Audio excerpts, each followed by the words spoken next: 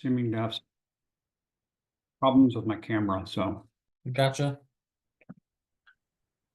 Okay, everybody. Welcome to the executive committee meeting today. November 6th, 2024. Can we do a quick roll call to see if we have a quorum? Yes. Council Chair Damon Doyle, Here. Council Vice Chair Todd Bayreuther, Here. MVPE Committee Chair Jay Arnold. Not seeing online here today. Let me expand that. Okay. And then BFRW Committee Chair Roger Haringa Here, and Legislative Committee Chair Tom Handy. And I see him just joining online now. And so with that, we have a quorum. Okay. Let me get the agenda open here. Yeah, I'm working to get it over to my screen to share with you guys. Okay.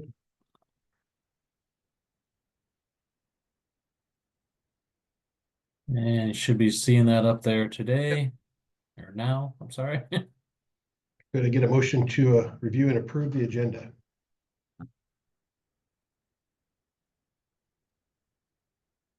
So moved. Motion. Roger, you have a question? I do. There is not anything on the agenda for other business. Is this meant to only address item number 4, or is there an opportunity to bring up other business? I think it's a mistake on my part for not including the other business section. It's a hallmark section of most of our agendas, and it's just an oversight on my part. And I don't think that we can. I think that we can go ahead and add another business section for that. I know you had something you wanted to bring to the group, Roger. Yeah, I'm more than willing to entertain that as well. Okay, so I would ask maybe a friendly amendment that a agenda item 5 become other business and 6 adjourn. That was me. Do we also need a public comment period in this group or no? Normally there is a comment that other business or public, I don't remember exactly how it's worded. Public comment depends on the nature of the other business, but I'm fine the way it is, the way it's shown there. Okay, so we have a revised agenda on the screen. Is there any other comment? Hearing none, all in favor? Aye. Aye. Okay, any opposed? Okay, motion carries. Can we pull up the minutes for May 17th, please?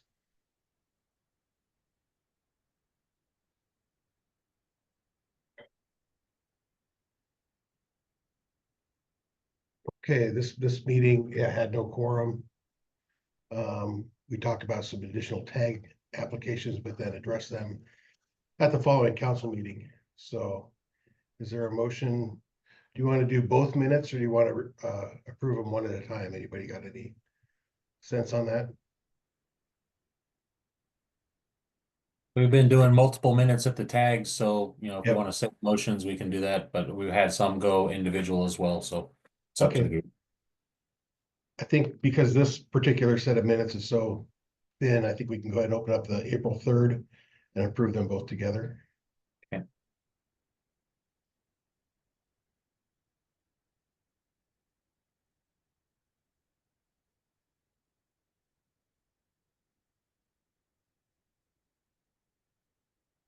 This is actually the previous meeting. We talked about the tag process. We went over the IBC, the IFC, the WSCC commercial, and the MVP tag. Can I get a motion to approve the minutes for both May 17th and April 3rd? So moved. This is Jay. Thank you, Jay. Second, Tom. Thank you, Tom. We have a motion and a second. Any discussion? Seeing none, all those in favor? Aye. Aye. Any opposed? Motion carries.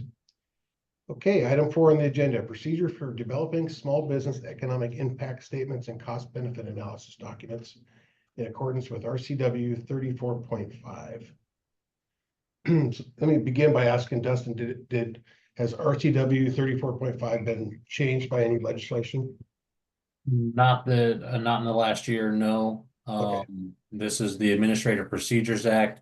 It kind of outlines as far, it's kind of the process for how we file our rulemaking with the code revisor and how we engage the public as well. So in 3405, it'll outline our CR 101 process, our CR 102 process, and the CR 103 process. As part of the CR 102 processes, we'll be looking at 3405 dot 320 and dot 328. Primarily for this, the 320 is going to cover our small business economic impact statement requirements. And that largely points to the Regulatory Fairness Act, which is 19.85. And as far as the contents of that particular economic impact statement, 1985.040 contains the purpose and contents. And then for the cost benefit analysis, we're looking at 34.05.328.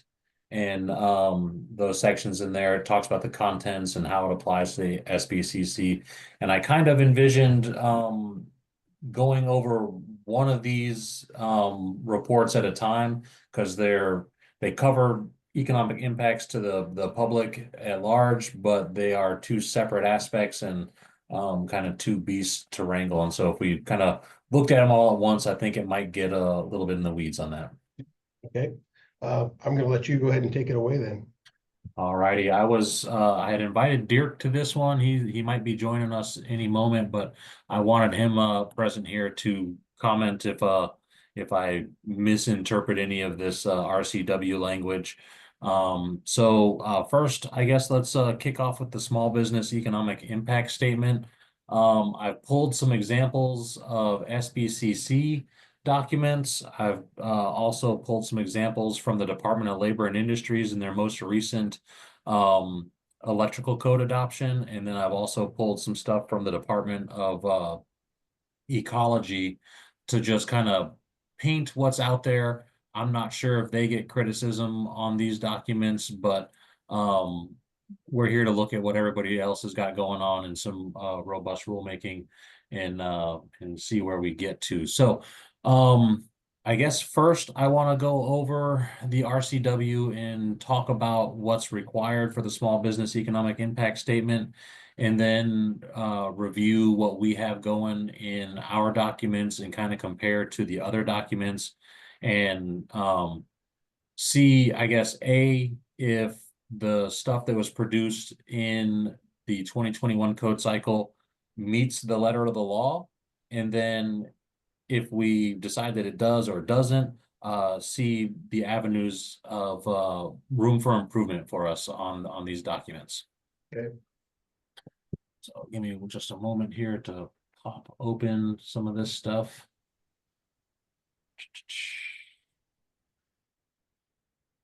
A bunch of tabs open, so bear with me.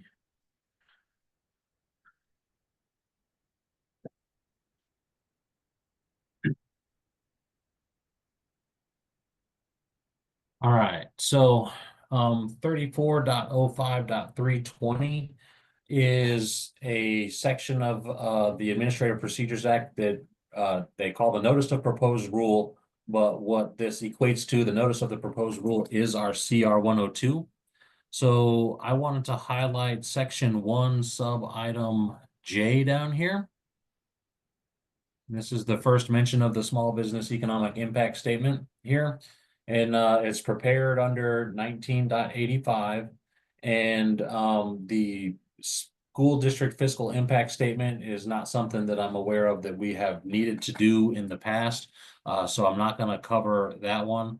But as we file our CR 102, we need to have the small business economic impact statement prepared for this project or for our code adoption. And you'll notice here that it points us to 19.85, which is covers why some exceptions to this rule and why it may not be needed. So from here, I'm going to pop us over to 19.85. And specifically, I think the first place I want to jump off into here is the definition section.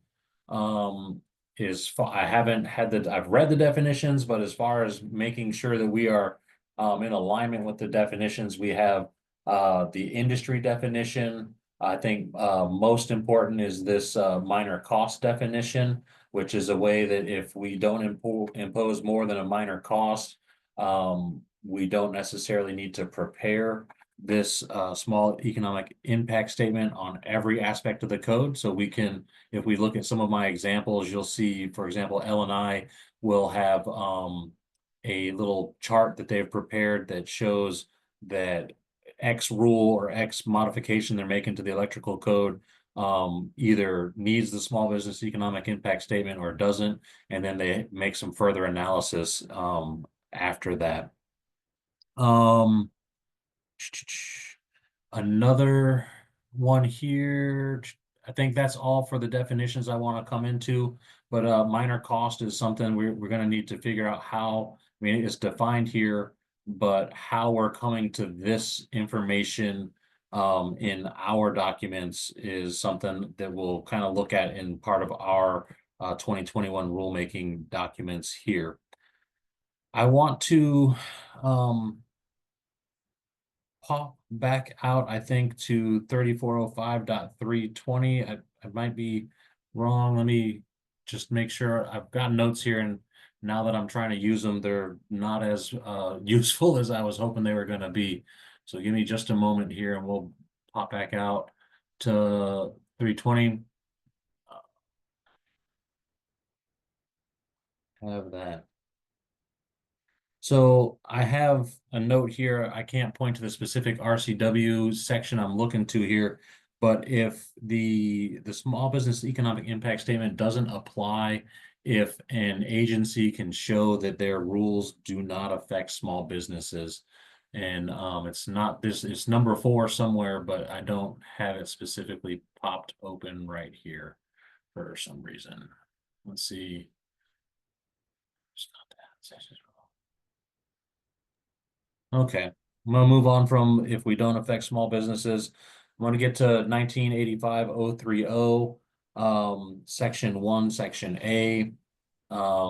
If we adopt this, we shall prepare the economic impact statement. If it imposes more than a minor cost, we need to prepare it. If we don't prepare it and the Joint Administrative Rules Review Committee asks us to prepare one, we have to prepare one. And then if we've completed pilot rule process, which is not what we're doing, we don't have to prepare this. So for most everything that we're doing, we're preparing a small business economic impact statement. And then this is all required at CR 102. And then as far as the purpose and contents of this is the next section. These items here are what is required in the statement, and as far as checking into our 2021 code cycle documents, I haven't had a chance to analyze them to see if they contain all of these aspects. It does appear that we've covered at least a few of them. And Tom, you have your hand up? Yeah, I was curious, up in that last section that you had highlighted, there was something about a pilot rulemaking process. What is that? So pilot rulemaking is part of the Administrative Procedures Act. If we, it's a different way for us to go about engaging the public and seeing if our rules have major impact. It's been a while since I read through the pilot rulemaking process, and let me back out of here and see if let me find where where we have it in here.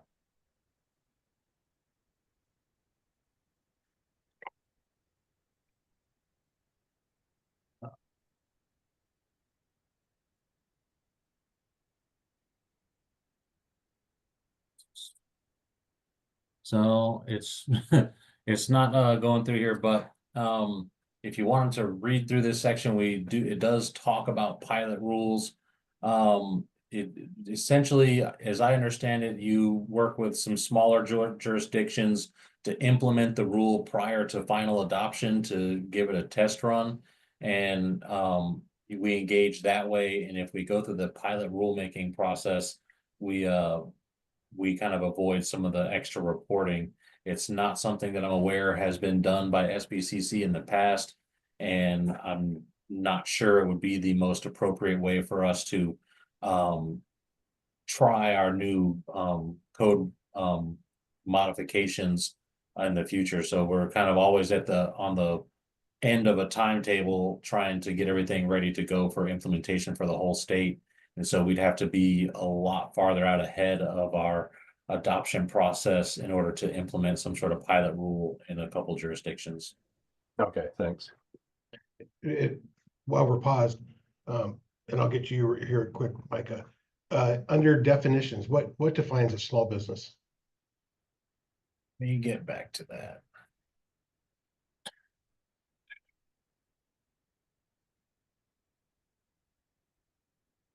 It was right there at the top.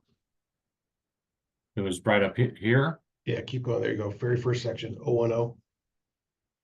Do they define Oh, small? this is a different one. So I need to get back to the 19.85 Gotcha. for those definitions, I think.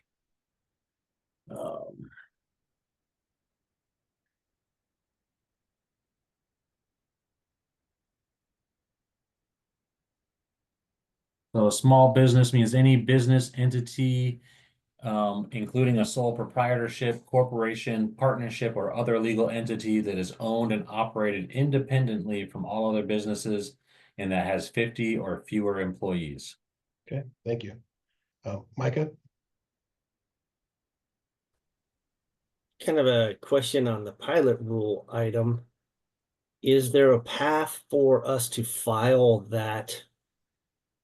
Like a special form, Dustin, or is that just the standardized rule-making form? And the question I'm kind of posing is some of these things that have come in as proposed rules, I would say have had a pilot through, say, let's just go City of Seattle with some of the energy code provisions. Would those therefore have to have a separate filing submitted to the SBCC to not have to provide this economic statement? And maybe that's something we get into further later, but just a question. Maybe I'll follow up with an email. So in order to answer you best, I would need to dig back into the pilot process. It is spelled out in there. We wouldn't necessarily be filing separate CR documents, but we would kind of have a documentation of what was done as part of our pilot process.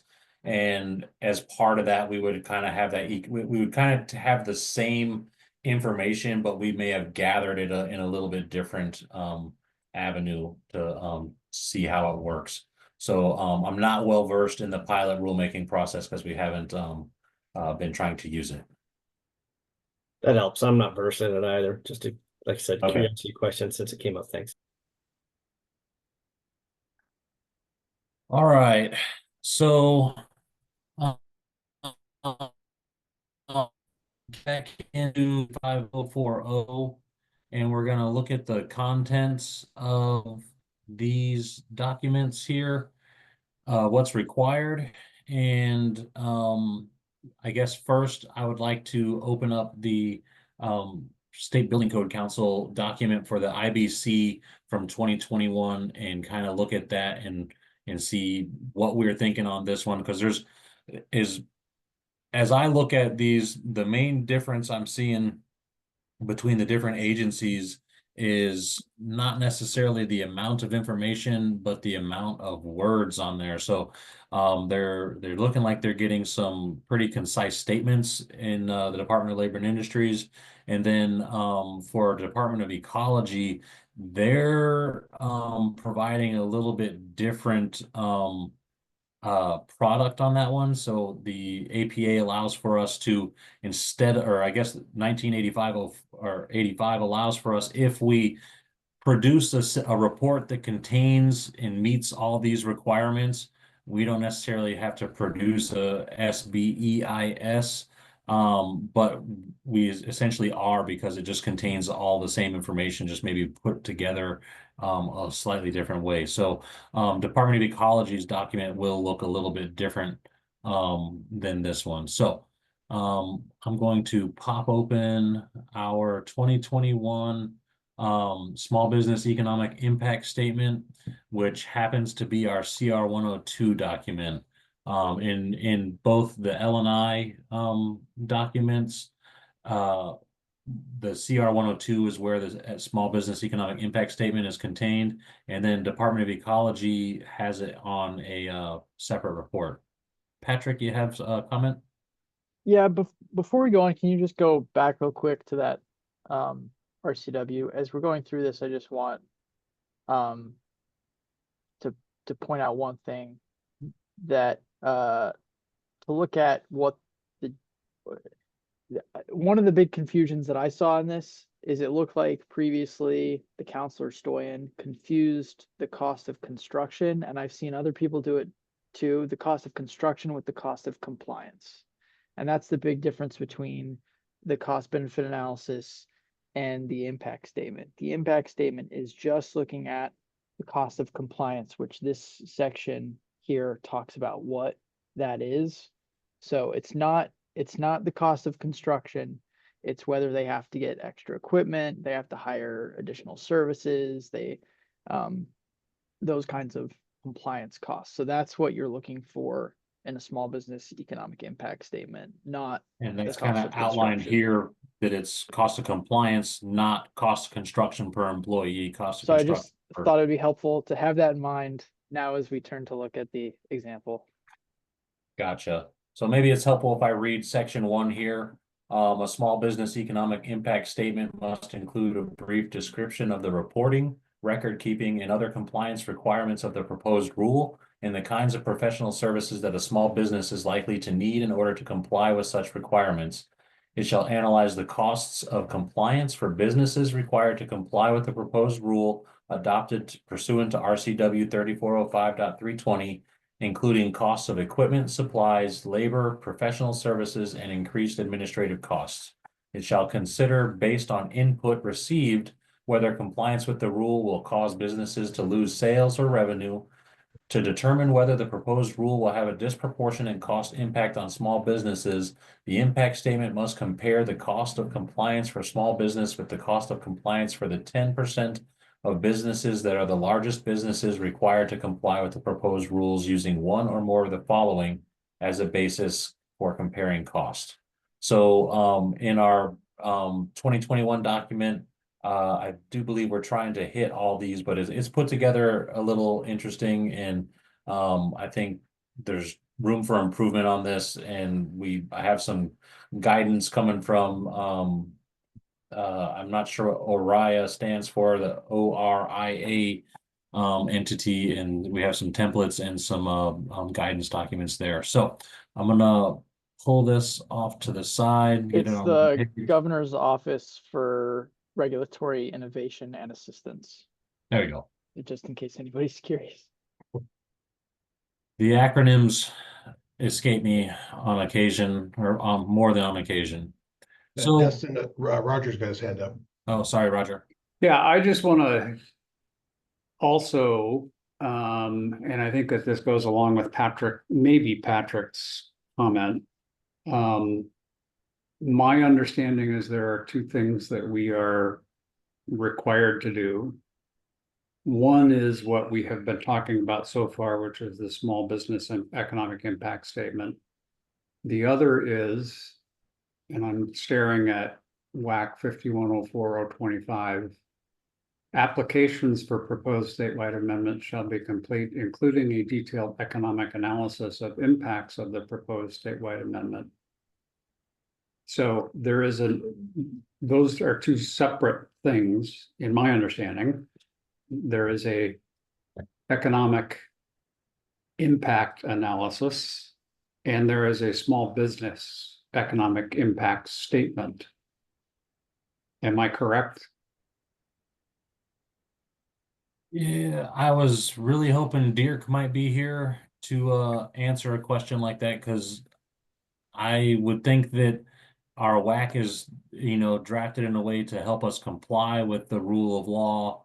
And I'm thinking that those are stuff in 510425 is pointing back to this section of the APA. Okay, Okay, Patrick, do you have a further comment? Yeah, I think there's actually three things going on, and you can relate them. You can have some tie over, but they're kind of three distinct things. So one is when a petition is submitted, the WAC and the bylaws state that you have to consider, consistent economic methodology, and the current methodology is the form that proponents have to fill out, and it has some requirements in there. And some of it seems like staff was trying to glean some of the information for the impact statement, but the impact statement is prepared after all the petitions are done. And then you have the preliminary and the final cost benefit analysis that's part of the Administrative Procedure Act. So you've got that initial economic methodology for the petitions. You've got the small business economic impact statement with the CR 102. And then you've got the preliminary and the final cost benefit analysis that looks at the broader cost of construction and economic impact. That's a lot of work.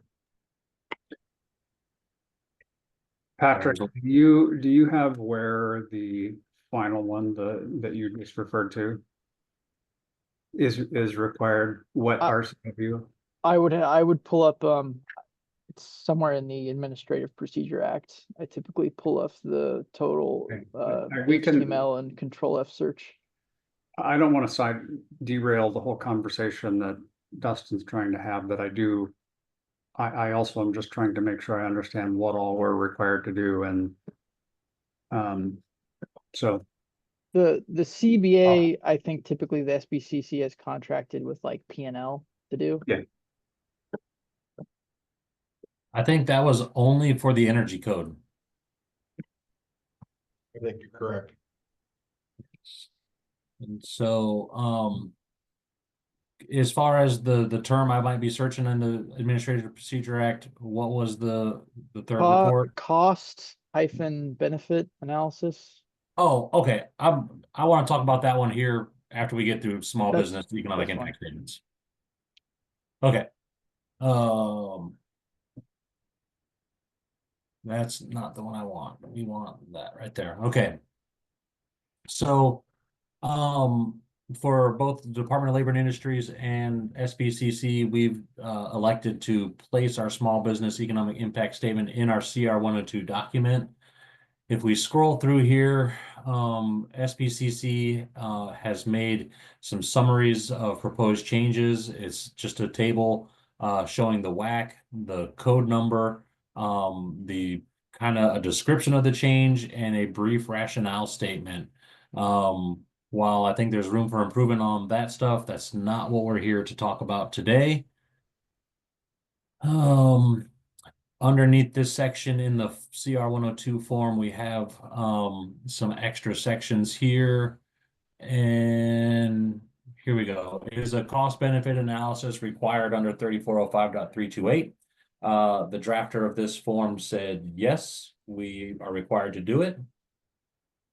And then we have the Regulatory Fairness Act cost considerations. We have some exemptions. Incorporation by reference is the one that is particularly crossed off here. And then we have our yes, we're If it's not exempt, does it impose more than a minor cost as defined by 1985? It's kind of a flow chart to say, do we still need to do this by checking all these different boxes? So we have our description here drafted by the drafter of the CR 102, which I believe was Stoyan at the time. And we have the description of what we have going on. This is kind of complying with number 1 here. Professional services. I haven't had a chance to digest all of the content of these here. We're saying that there's 26 significant changes to the model code with this rulemaking. And then we have the cost of compliance for business section. And then we start getting into specific proposals and our small business economic impact statement for each of these proposals. And we have these long sections running out through here. And then we have this table where Stoyan has pulled some data sets from the, I'm not sure DOR is, or USBLS. I need to go back and research some of these in here. But he's pulling a lot of numbers in here, and the organization of all the information in here, I just don't feel flows super awesome. Patrick? Yeah, I forget where, I think it might be on Araya, but this comes from an Excel spreadsheet that they have. and- Yes. And the purpose of this is to help an agency calculate what the cost threshold is for if a small business economic impact statement is required. So the idea is that you do your preliminary check, figure out, is this gonna cost residential remodelers? Oh, it's gonna cost them $2,000. Okay, then you look at the threshold and you go, oh, well, the threshold's about 1,500. So it exceeds the threshold. So then that triggers the impact statement, and then you have to figure out how can we mitigate those costs? Can we do all the, what do we do with that? And I think before, what some of the confusion was, it seemed like Stoyan thought that cost estimate was the estimate and not the threshold, if Gotcha. that makes sense. So here's the template that Patrick's speaking of, where we're trying to cover all of these items for each one of our code proposals and address all of it. In one is the format that we have for our 2021 code cycle stuff. Is it the best? I don't think so. If we wanted to look at the Department of Labor and Industries one, they have theirs down in here. And so they have, this is the section I was telling you that it's not exempt or exempt. And so that they have specific follow-up coming up on these ones that have the blank in the right column. Anything that they're claiming is exempt, they're giving statutory evidence for why it's exempt. And then they aren't necessarily giving us all the information in here. They're saying that we should be able, they're saying there's no cost on their rulemaking for this one, because as documented in their cost benefit analysis, they're claiming everything is a minor cost in here. So they are, I think, covering their bases here. I like this table that they've put together there. And I've looked at their cost benefit analysis on this one, and the statements there are claiming low cost, and so they don't have a small business economic impact for the adoption of their 2023, I believe, NEC. So it's interesting what they have there versus what we have in ours. And a lot of analysis is needed to come through and get this prepared to draft into our CR 102s. And we've been struggling to keep up with the flow of the tags right now. And you know, this is the next big hurdle for staff right now is coming up with the information. Most of this stuff here in this section of the table is information we can go and pull and just drop in there. But actually evaluating all of our code proposals to come up with these statements is a big lift for us.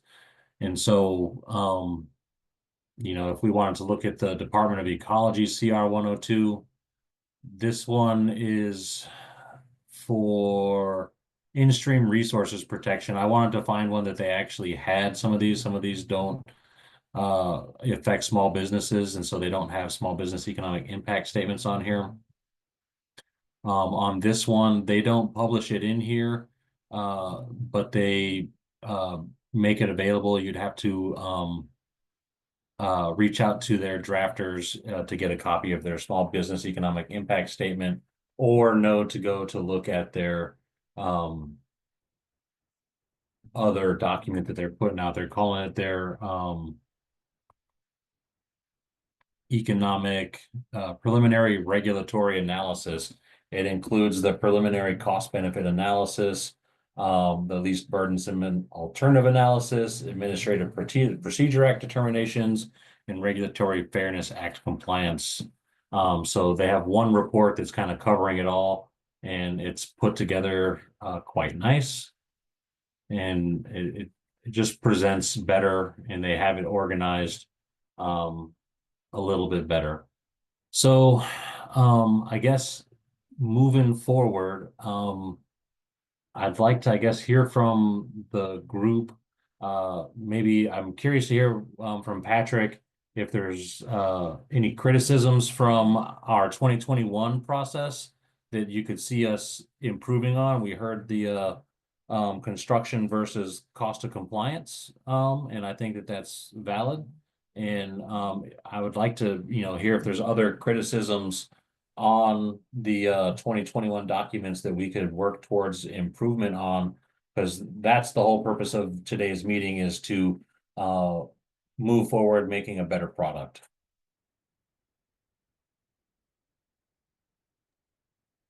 Just to go. Yeah, I think I'll start off. I've had some discussions with Dustin about this, and I want to thank him for putting this together and doing a bunch of research, and it's been great meeting with him, and I appreciate the willingness to try to make improvements here. And my goal has always been to try to help the State Building Code Council comply with the law and reduce your legal risk to the rules being challenged over this. To me, I would hope that we can get to a point where this is just kind of a routine, easy process that's just a check the box, move on, and is not a huge barrier.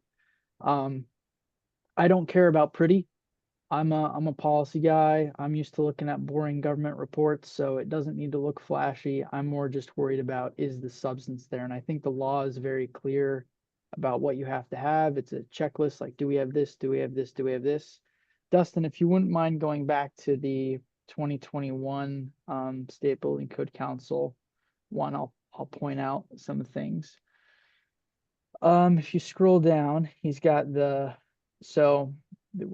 I'm looking for one that has, okay, this one. So the first one, in bold, in the middle of the section 903, it says this new proposal will decrease construction costs. Now, I'm not against looking at construction costs. That's important, but that's what the CBA is for. That's what the economic methodology at the petition is for.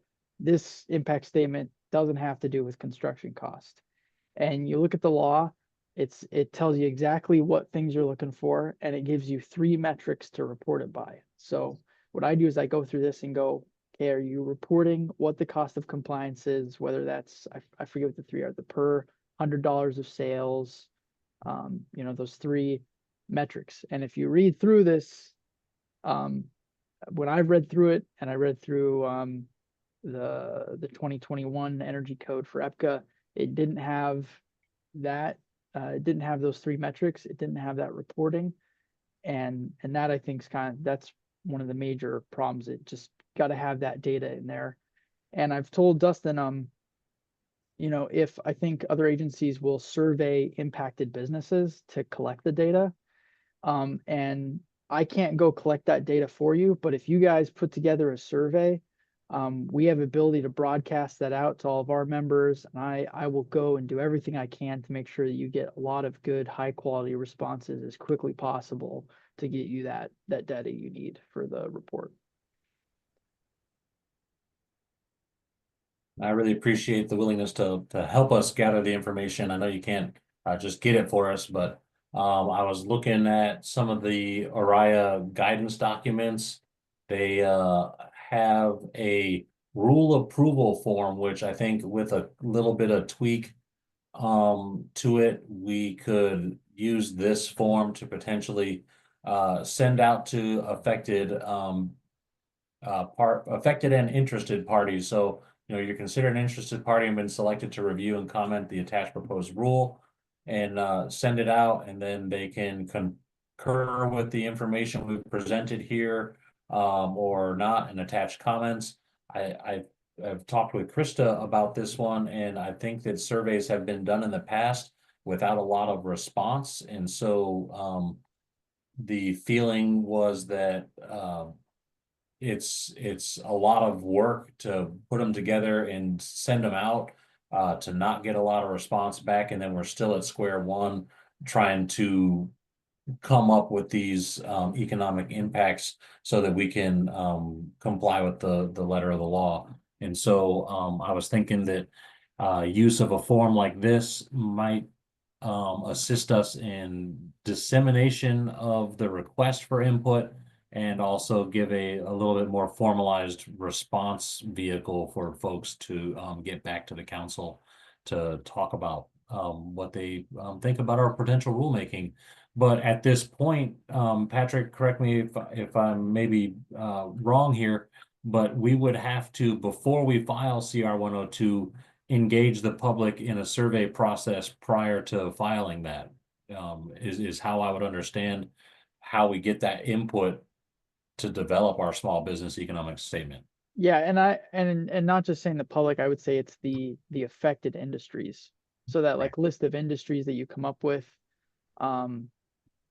be surveying them. And this, I'd never seen this form before. But I also think like, since you guys deal with a lot of rule changes in bulk, you know, it'd probably be helpful to have a list of like each one of the rules, and then let respondents say, you know, what and then you can even tab it out. So it's like, you know, what do you have to hire extra surveys for this? Are you going to need extra equipment?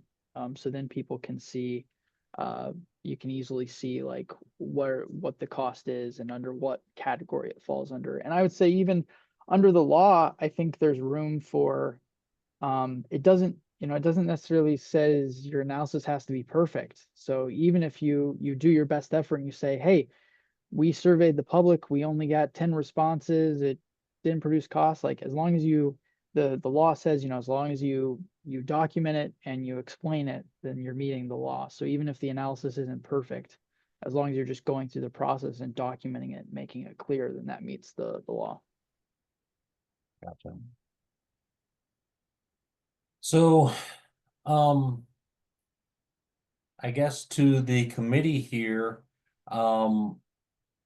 I don't know if I've painted a concise enough picture to say that we did or did not do our job in 2021. I think that there's definite room for improvement no matter what we did in 2021. But I'd be curious to hear from the committee. You know, you guys most of you guys were around in 2021 when we received, or not 2021, I'm sorry, early 2024 when we received some criticism on our small business economic impact statement. And I'd like to hear the committee's thoughts on this one, and see if they want to direct staff to take any particular step, or what the direction for staff should be moving forward as we get ready to develop these reports, so that we can move on down the road and be assured that we're taking on the least amount of risk. So what I've heard so far is that we need to focus on compliance rather than cost. And that perhaps we should be reaching out to affected businesses and haven't done a really thorough job of that. Is that kind of? I think that that's a fair characterization, yes. Yeah. Anybody else have any other comments? Jade? Yeah, I think part of the challenge with this is what's required under the Administrative Procedures Act and this with the small business requirement, and also what's the public's and the council's expectations of what they'd like to see with this. And some of this comes into timing. And I appreciate the fact that you're highlighting, Patrick, this compliance issue. But certainly in public feedback around different changes, we've also gotten feedback on the construction cost of it, and that's useful information. So is there a couple of questions for staff? One is there anything that prevents us from doing both? No. If we're required to do compliance, because that may be useful information. And then secondly is on the timing. One of the things you mentioned, Patrick, is doing it before the CR 102, but as a decision maker, as a policy maker, the CR 102 is when we're putting proposals out for public comment. And what's more useful to me, or what's useful to me in the timing is saying I'd like to have that cost benefit analysis before we make the final adoption, not necessarily before we put things out for public comment. Because when we file the CR 102, we may or may not adopt something based on what we hear on public comment. So I'd want some information both on what we're talking about here and the timing. And then the other piece of this may impact our budgets. I know for a lot of the proposals that we have as we update the building code, some may come from just looking at the IBC, but also some may be proposals that come through the tags. And the tags themselves have a person that's making a code change proposal has to provide some costing information there. Are we looking at doing any independent review of this, or when we're rolling up all of these changes? And you mentioned, Dustin, the original IBC thing, IBC filing had 27 different changes. Were those based on information provided by the proponents in the tag, or was that independent analysis that our staff did or that we hired to? I know in the energy code, we hired outside consultants, but I don't know what we did on the other aspects of the code. So those are some things I'd like to learn more before we go forward. So addressing if we can do cost of compliance and cost of construction, there's nothing that says we can't add additional information into these reports that we're doing. And that kind of takes me back to one of the sections in the 19.80 that says we can produce a separate report that's not necessarily a small business economic impact statement, as long as it also addresses all of the items we need to address in the small business economic impact statement. So if I think that including cost of construction, or at least that initial cost of construction information in there is valuable information. And so there's no reason we can't do that. And as far as how these were developed, as I entered into the employment of SBCC staff, most of these documents were already finalized and prepared for the 2021 code cycle. I know we contracted out for the information for the energy code because there's a bit more contention and cost associated with the increasing efficiency requirements there.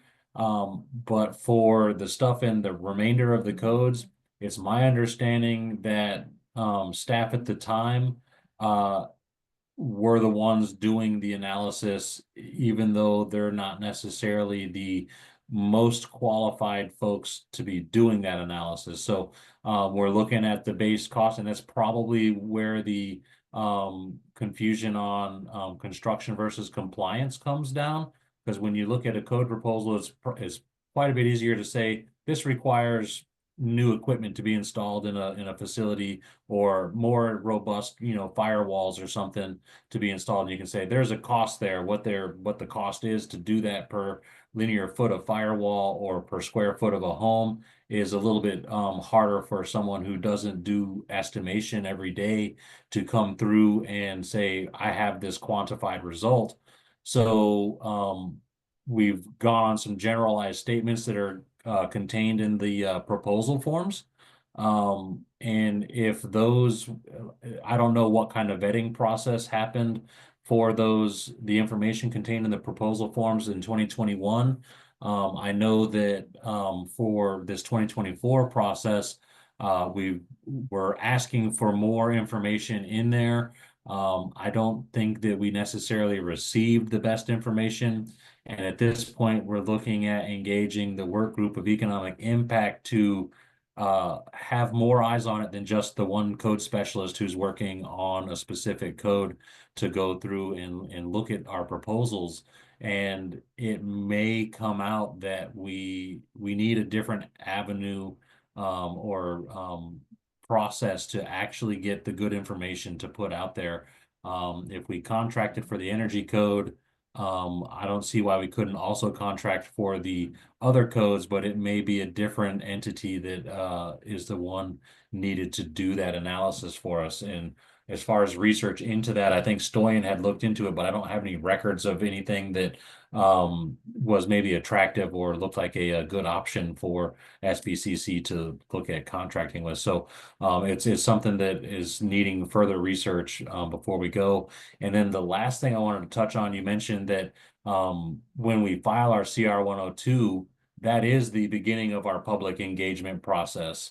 Looking at, it seems LNI and the Department of Ecology, they had more meetings around the draft code proposal there. And I think that they had more engagement with the public in the CR 101 to CR 101 or CR 102 phase. And so they maybe were able to gather some more information through a more robust process in the beginning. And I also think that these reports were not ready at the filing of the CR 102. I mean, they're contained on here. I don't know how Stoyan came about them, but I came in at the CR 103 phase, and I was mainly working on the final cost benefit analysis in 2021. And most of that was duplicating what was included in the preliminary and maybe expanding a little bit on it based on some public input, but there wasn't a lot of change from preliminary to final in the 2021 code cycle documents. So I'd have to get with other folks and see where the information's coming from and how best to maybe apply a new process or a more robust process to our cycle currently ongoing. Okay, cool. Tom, go ahead. Wow, I mean, this is getting deeper and deeper here. I mean, there's a lot of aspects to this, and I think this is a great conversation. I do like the idea of putting the cost of construction information in along with the cost of compliance, because I think that really presents the bigger picture of what this thing goes at. And if part of the reason for doing this is, to limit litigation, I think that having both of those up front, and early on as possible would be the most beneficial. One of the things that I was wondering, though, as you were talking, Dustin, is, if you don't have the staff, which I can't imagine you do to do all of this work, because it's a tremendous undertaking, from the way I see it anyway, to do it right. Do you have the budget, to hire the consultants to do this, or are there other trade groups that might, put their, work into it to help accomplish it, or do we need to go out for an ask for, more money to comply with the laws, that we're presented with here from, into your budget? So another facet of this big discussion here. Well, I would say that there are monies available, but not necessarily just inflowing to necessarily cover this for the continuing code cycles moving on. We could probably cover it for this code cycle, but we would be in a position to potentially ask in the future.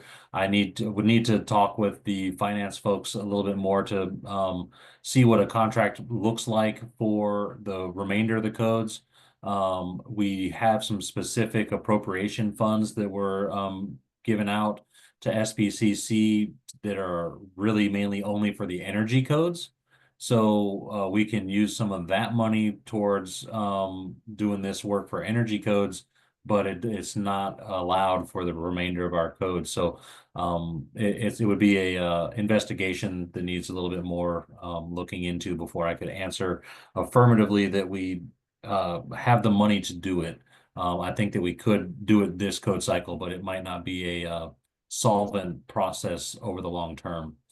And I just wanted to comment on, yes, the benefit of doing this better limits the risk of litigation, but I would like to say that it's not necessarily about limiting litigation. It's about making the public aware of what's going on and engaging them so that they can, see the impact of the rulemaking that we're doing here. And the reduced risk is just an added benefit of doing it properly, not necessarily the only reason we want to do this. Yeah, no, I'd agree with that. It's just the end result can be devastating if we don't do it. Correct. That was Yeah. my main point. Thank you, Tom. Patrick? Yeah, I just want to say that the small business economic impact statement and the preliminary cost benefit analysis, they both have to be either included or made available with the CR 102 under the law. Yep. So, while that can be valuable information at the final adoption, and certainly you want to be considering economic information during the petition process, they have to be done when you file the CR 102. So that's why if you're going to survey businesses, yeah, it helps to do that ahead of time and try to schedule or try to put time in the schedule so that staff can do these things, and then maybe even have a little bit of leeway room in case they need a little more time to get something done before they file the CR 102, and then to have time for all that ahead of when you want to adopt it. And then I'm not against the cost of construction. Believe me, I love looking at the cost of construction. But that's more of the economic methodology and the cost benefit analysis. And while you certainly can combine them together in one report if you want, and I think other agencies have done that really well, I was just trying to make those distinct to help you guys understand, what the requirements of the impact statement are and what the requirements of the cost benefit analysis are. Because in the past in dealing with this issue, it seems like there was confusion about what's what and what's included with what, and they're both distinct things and they have distinct requirements. And so I was just trying to keep them separate to make it easier to understand the requirements of each. Thank you.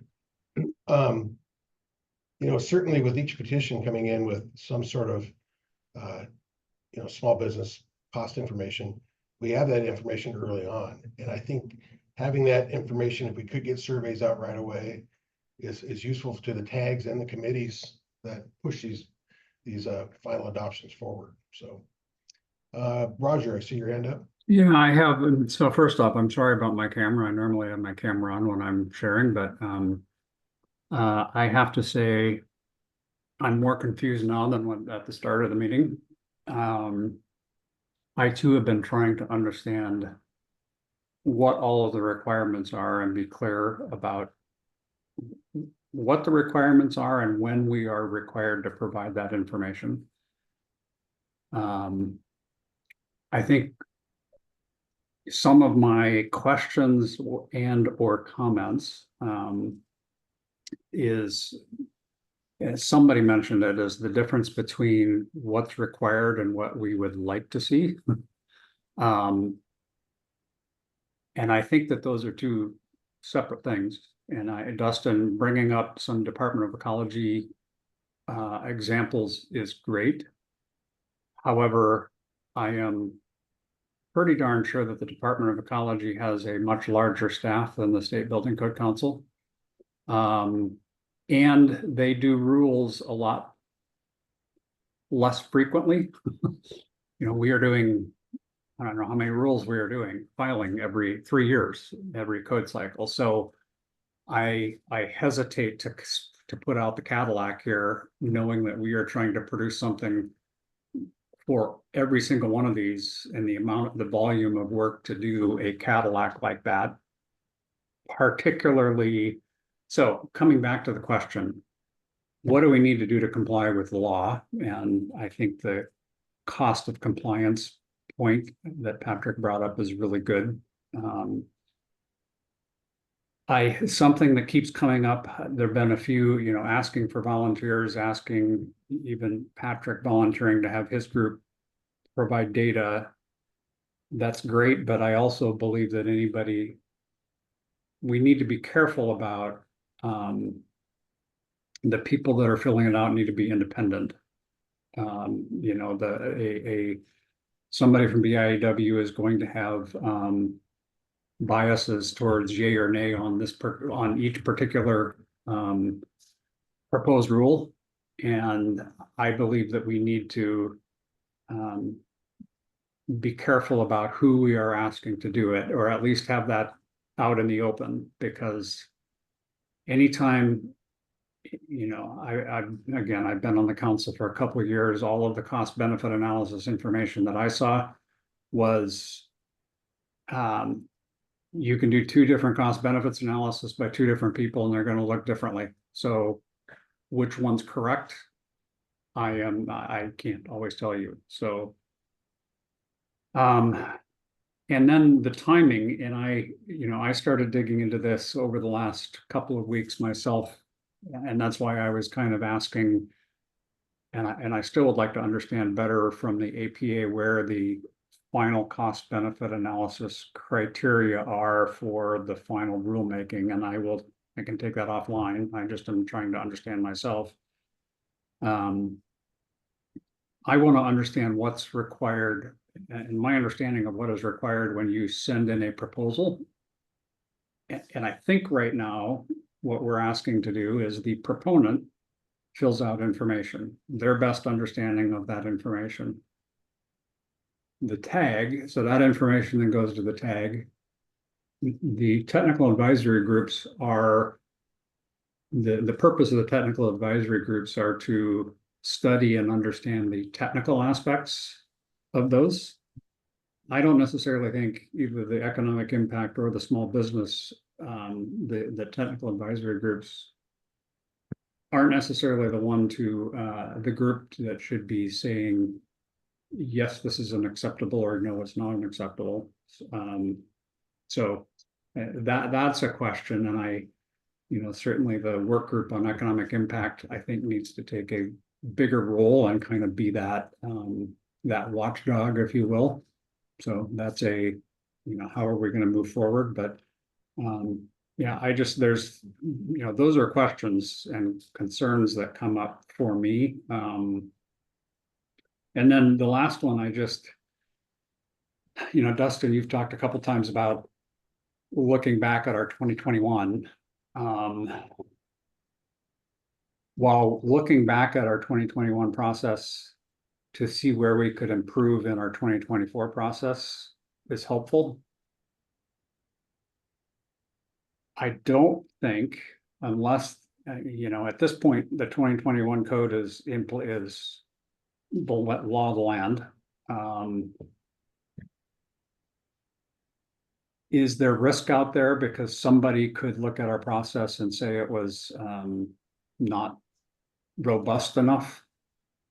Sure. I think that could happen anytime. That could happen even if we go through a process now and update for the 2024 code, probably do a better job. We still have that risk. Are we going to reduce the risk? Sure. But the risk is still there. So I hesitate going back and opening up, the 2021 code. Now looking at it as just, could we do better, and thinking, how can we change in the 2024 code? Although you know, the 2024 code, the work I'm taking on the IFC and the IBC is we're, you know, in the final stretch on a lot of that work. So, so anyway, I don't have strong, I'm a little, like I said, I'm a little bit more confused, not sure, you know, what I think or feel about a lot of the comments or suggestions. I think it's a great conversation to have, and I do think that we as a group, this group, and then the full SBCC really does need to make sure we are. I think that number one, we need to make sure we are complying with the law. That has to happen. Then if we want to provide more information, that's at our choice. So anyway, I will let other folks weigh in. Thank you, Roger. Todd? Oh, I jumped to the back of the line in case Patrick wanted to respond. Oh, okay. Go ahead, Patrick. I Yep. noticed that. Thank you. I just wanted to clarify that I was suggesting, or I was saying that I'm not going to provide you the data for this, but if the SBCC comes up with a survey and makes that publicly available, that I will go out and do everything I can to get members that pertain to it to fill it out as quickly and as accurately as possible, so you guys get a lot of good, high quality information from that. But I would not be collecting, I wouldn't be providing that data to you. It would just be telling members like, hey, the Building Code Council has this survey, go fill it out fast, fill it out accurately. I don't know how much time, I feel like we spent a lot of time going over the different RCWs, and Roger brought up some more RCWs, the final cost benefit analysis and the tag process. I don't want to get too bogged down in going over all of those. I'm happy to meet with you, Roger, outside of here if you want help understanding all of that and going through all of that. Patrick, I would love, Todd, sorry if I jump in. I would love to do that, Patrick, and understand it better myself. And I do think while the small business economic impact that we are talking about today is important, I think that our whole process about both the small business economic impact and the overall cost benefit analysis needs to be looked at in a whole. So I think that we need to be looking at yes, they are two separate things, but I think from a process question, I think that they are very interrelated. So I'll let Todd comment. Thank you. Todd? Well, and I think I actually I would like to talk about some of those if it's still the will of, you know, the committee and the chair here. As I think there's consensus here that this has been beneficial. We need to have this discussion probably more often and all leave nodding our heads together. If I understand, I think it is beneficial to talk about compliance, cost of compliance versus the cost, the plural costs that go into a cost benefit analysis, right? I think if I understand it correctly, and I'd like to be corrected if not, you know, there's a charging RCW obviously, and how petitions are accepted for rulemaking, and then on top of that, we have our own WAC in our policies and procedures that define how you petition on the 3-year cycle and so forth for public petitions. I think that's a true statement to start. When I read the RCW, I think it's 3405-330 on the petition process, the RCW. I think it says, you know, and I'll just start reading it as you get to that. So 3405-330. Am I in the right spot, first of all? I'll ask that question. Todd, this is hey everyone, it's Derek Marbach. I'm jumping in here. Good, thank you. Well, because this is an issue that's near and dear to my heart, and that is the different types of petitions. Okay, thank you. Well, it's been a while since I've seen people. Hi, everyone. And I should note, too, that Dustin invited me to this, but I lost track of when this meeting started. So forgive me for jumping in now. Sure is a good conversation. I want to distinguish though, just for your benefit, Todd, in case this That's is what I need help with. Yes, that's yeah, the so question. 30. So, and I'm really excited to see Patrick here, because if Patrick disagrees with this would be a very interesting opportunity for us to lock horns. RCW 3405-330 refers to a discrete type of petition. It's a petition for rulemaking under the APA. And there's a whole process under the APA for what a petition for rulemaking is. It kicks in some deadlines as far as response. It provides for an appeal process to the governor's office. And we've done, in fact, if I'm not mistaken, Patrick, I think maybe you've submitted a few petitions to this agency for rulemaking. Agencies aren't required under this provision of the APA to engage in rulemaking, but they are required to address the petition and to explain to the petitioner why it is that they're not going to do rulemaking. Now, this is different, Todd, than what we call what our WAC and what the statute refers to as a petition for changes to the building codes. Right, 5104-025, right here. Exactly. Now it uses the word petition, but what we typically say, we call them proposals. So those are the same thing. And there's been some confusion in the past over that of using these. Oh, we all went to petition. We made that decision. So we hear the word petition. We're like, oh, petition. Well, we know petition. That's in 3405. You know, that's the process for petitioning for rulemaking. No, it's not. At least not as contemplated, in my view, in our WACs or in the underlying organic authority for the SBCC. That's the proposals that you get from stakeholders, from interested parties during the triennial, rules adoption process to consider for purposes of whether you're going to include it. But it's not a petition to do rulemaking. It's a proposal to change or amend the code. And then you guys decide whether you're going to do rulemaking on that. So in here, what I wanted to thank you for that, Derek. Right in the second paragraph there, that's where we state, because we get to write this, right? Include a detailed economic analysis. Right. So now that does not say small business economic impact, doesn't say cost of, compliance versus cost of construction. We just say, we spit out that we want an economic analysis. And then in the form, we kind of say, well, that could include life cycle costs, that could include construction costs. We spell out, fill out this form, right? But we make that form up. Is that fair to what should be included in a petition? There's nothing in the statute. Well, first of all, there's not a statute. Correct me if I'm wrong, anybody who's maybe more familiar with what the SBC's underlying authority is, although I guess I should be. I don't think that statute directs proponents to identify or detail the economic impact of their proposal. That's something that you do through the discretion you have as an agency to help you be better informed and have them do some of the work, right? To help you get smarter, the tags be smarter about potentially or council members rather, to be smarter about the impacts. And yeah, that's in a form that's developed by SBCC. Okay. I mean, we do say in the WAC, we want certain very specific things in the proposal, but how we do the economic impact is not spelled out. That's just simply in the form. And we say it would be really neat to have life cycle costs, construction costs, these other things. Is there economic impacts? Yes, no, so forth. So where I'm going with this is none of that. That's all information that we need to later on develop when we file a CR 102.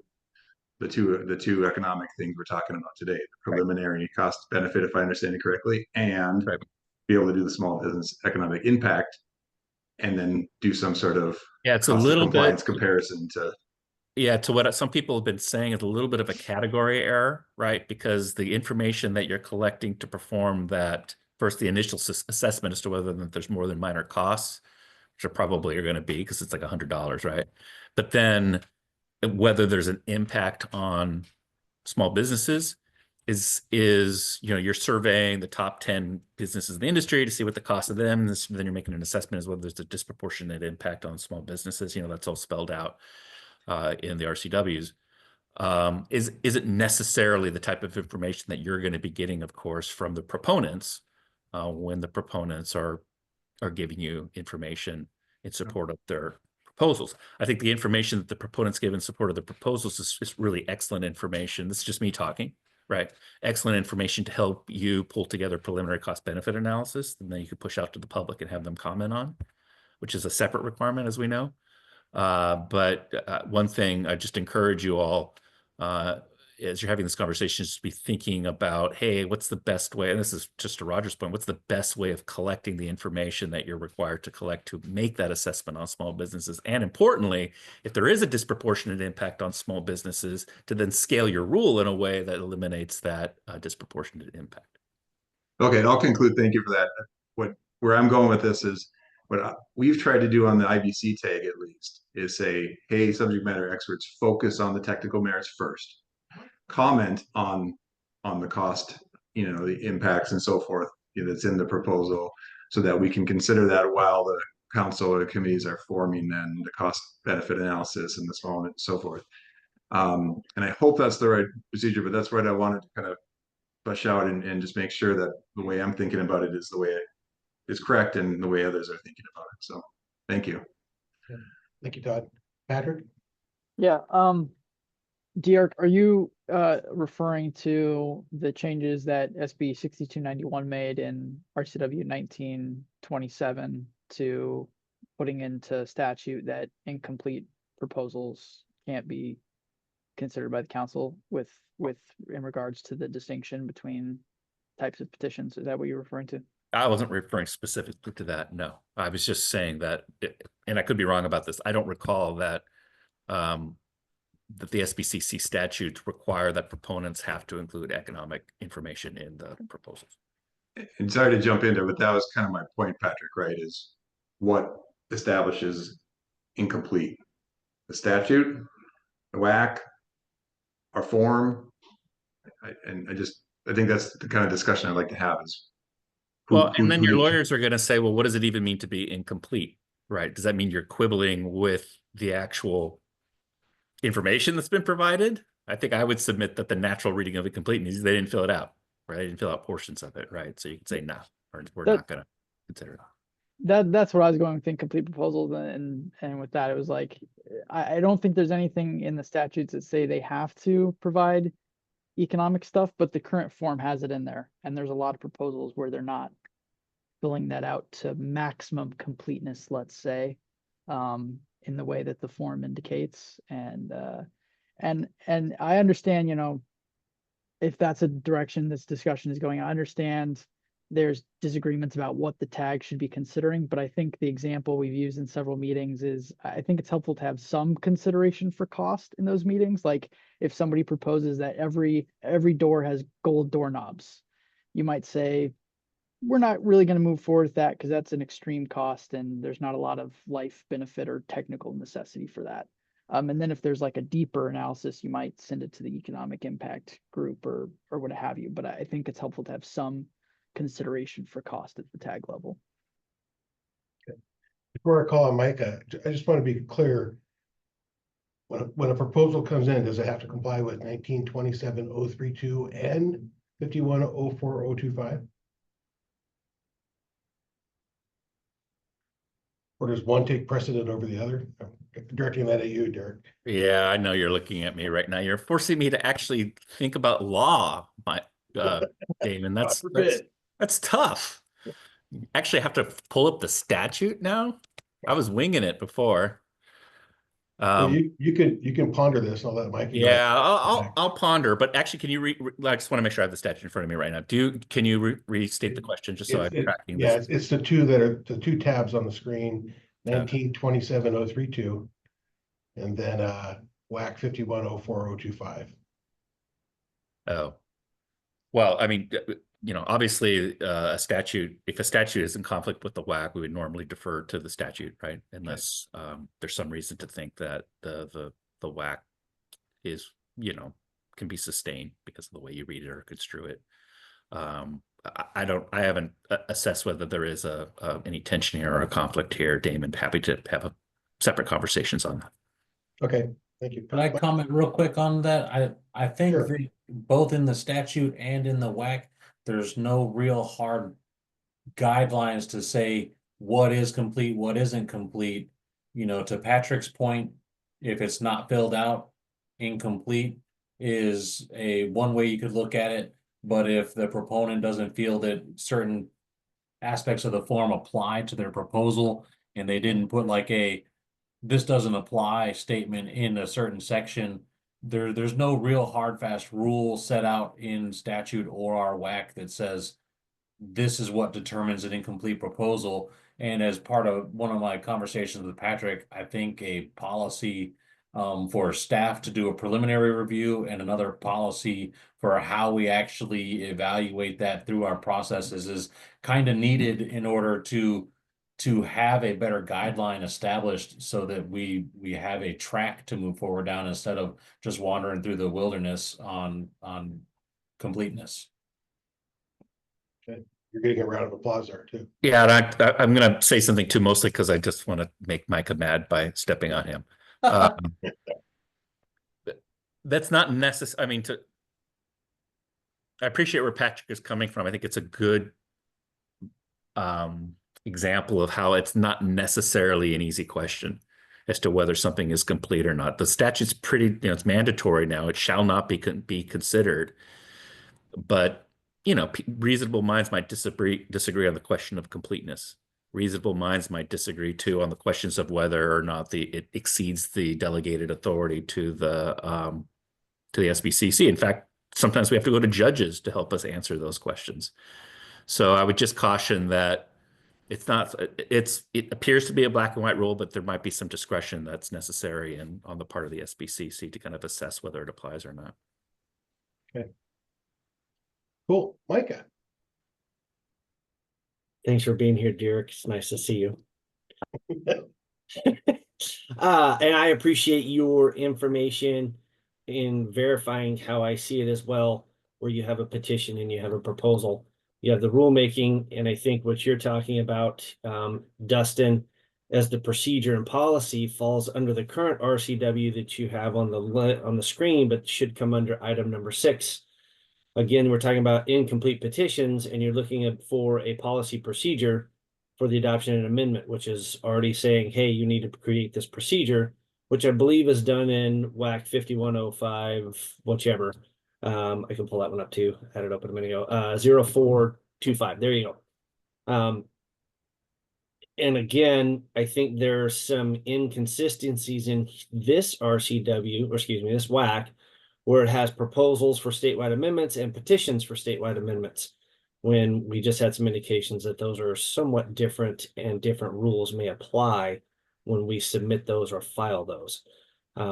I think the rules here are clear when the proposals come in from someone like me, that we do provide you with some data as detailed as we can provide it. This says detailed, but again, that detail in satisfaction is subjective to somebody's ideas.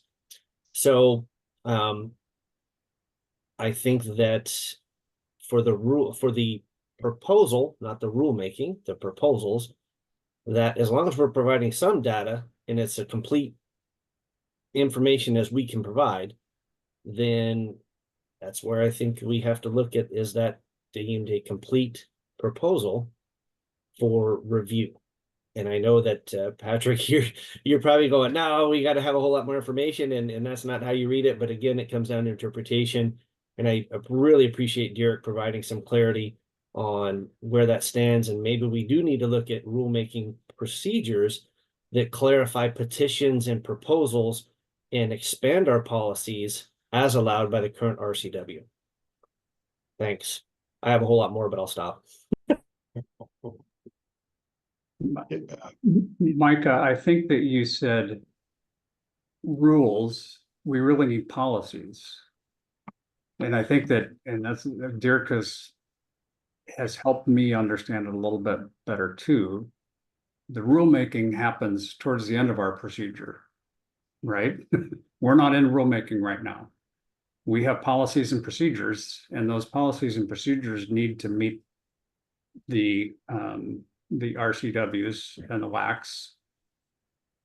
Then we get to the rulemaking process, and that's a separate, and that rulemaking process also has things that we need to do. And what I would hope to come out of this conversation and is clarity moving forward. Here's what happens in the, and again, I don't know, Dustin mentioned the CR 101. I actually don't know when that stops and starts.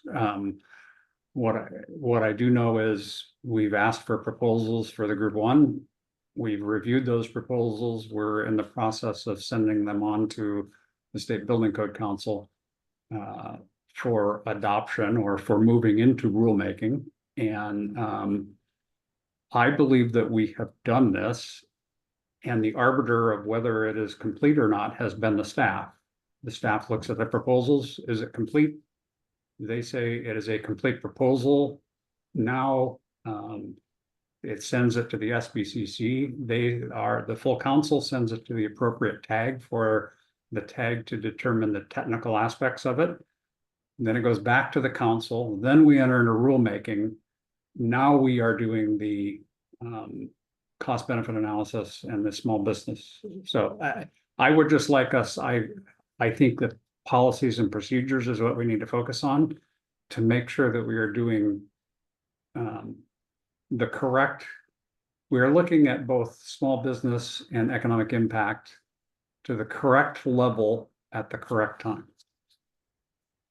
Yeah, I'm going to jump in real quick, Micah, just to react, if you don't mind, Roger. I think broadly speaking, I agree with you. I guess I might offer a quibble on whether we're doing rulemaking or not. You know, I mean, I would characterize just starting the process of looking at the codes as, if not, I consider it part of the rulemaking process, just kind of broadly, because because the CR 101s have been filed, but then also, you know, it's predicate to the actual more formal rulemaking that you have in mind, which is, hey, we've actually have rules and there's a hearing and there's deadlines and all the rest of that stuff. So your point is well taken.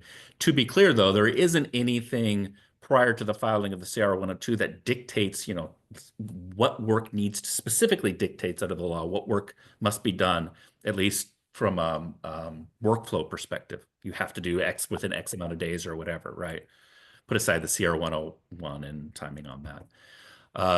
So that's where your notion, Roger, of kind of thinking about it in the context of policies is helpful, because once you hit that CR 102, there is a bunch of stuff that needs to get done to CR 102, and it'd be helpful to have everyone on the same page about what that process looks like, so that when you deliver that CR 102, it's, you know, not just compliant, but it's high quality work. Cool. Micah? Thanks, Derek. You went exactly where my mind went, is the CR 101 that was filed. Yeah, I saw you shaking your head, and I said, I'll say it before Micah does. Yep, So you're spot on there. And then I think one of the things I talked or mentioned, Roger, what I meant by we need to go into rulemaking for our policies and procedures. Technically, our policies and procedures become the rules in WAC 5104 as how we outline how we function with these amendments or petitions. So it does become a rule, which is rulemaking. Again, it's still a policy and procedure, but it does become rule through that WAC, if I'm understanding how WAC 51 we're works. using these terms in a way that are correct, but it's confusing. Yeah. So to your 100%. there actually there are policies and procedures, big capital policies and procedures that are in WAC right now. And that's Correct. 5104 or 5. I can't ever remember. Right. So we have to go through rulemaking to change those policies and procedures based on the RCW. Exactly. So if you're going to make changes to that, you don't necessarily have to, right? These don't necessarily have to put in WAC its own processes unless there's a statute that really puts it out there. Some people might disagree with that, but generally that's the case. But if you do want to put it in, to make it a formal process that's in WAC, yeah, you'd have to do some rulemaking on how to do rulemaking. Right. Super fun. But I agree 100% with Derek on this, that I think we are in rulemaking once we file that CR 101 for the intent to go into rulemaking. And that opens up for proposals where you're going to get some economic information, but it's not the economic impact statement that's required when you file the rule, which I think is Derek was alluding to when you get into the CR 102, 103s. So again, it's tough. And, you know, I'm going to speak up for the folks that submit. It is very tough to provide some of the detailed economic analysis that folks like Patrick, you know, your group or others want to see when you're, on a public servant side of it where you don't have that information. So I definitely appreciate, Patrick, you offering up some assistance from your group to provide that, because I think that's very beneficial. And quite honestly, sometimes it's very hard to get from folks because they don't want to give out, hey, this is what I'm getting, for this part of construction, and somebody else doesn't want to see that. So I appreciate that offer, and will absolutely take you up on that if possible. Thanks. Thanks, Micah. Greg, Yeah, I had a more of a question. So my understanding is the cost benefit analysis and small business impact is relation to the existing rule in place, not to the model codes. So if that understanding is correct, and correct me if I'm wrong, so wondering two parts to it. One is when they do release the model codes, how do other states deal with that? Because obviously the model codes is a lot of different rule changes. It's a whole plethora, and there's a huge amount. Is there already somebody who actually puts together what the cost differences between the prior edition of the model codes to the new edition that we could kind of piggyback on? And then secondly is you only have to file one economic impact, small business economic impact, and one cost benefit analysis, but there could be 100 or more state amendments in the code making process. And it's kind of hard to aggregate all those different cost changes. Is there a benefit to maybe breaking out each amendment, or, I mean, what's the best way to approach that? And is there any insight on that? Dustin, you want to reply? So it's my understanding that what you mentioned as far as the cost benefit analysis and the small business economic impact statement being in relation to the status quo.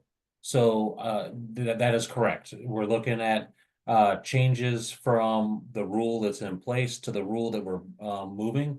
So ICC does have cost information available with their proposals. So during our tag process, we've been trying to refer back to the ICC proposals on significant changes to say, if we're looking for the cost analysis there, we're going to the ICC rulemaking documents to view what they have there, not necessarily asking Washingtonians to come up with some sort of impact on what those model code changes are.